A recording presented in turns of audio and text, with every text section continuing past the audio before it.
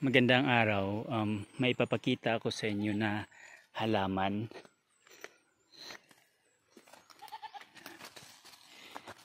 Ito yun. So ito yung kinatawag na nipple fruit.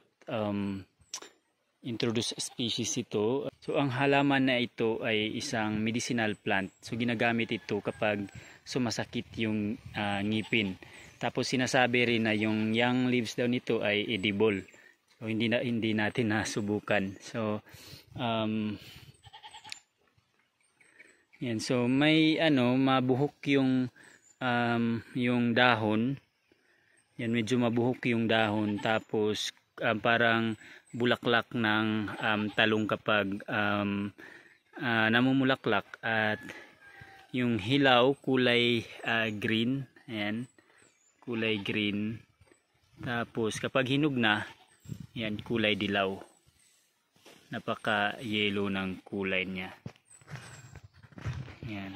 So pati yung puno ng halaman na ito ay ayan, napaka mabuhok, at saka parang waxy yung paghinawakan. Yan. So yan, sa pinaka bandang baba naman ay wala naman yung mabuhok na part, nandito lang sa bandang taas. Yan. Ngayon naman tingnan natin kung ano ang porma sa buto nito. So hiwain natin tong isa para makita natin yung laman.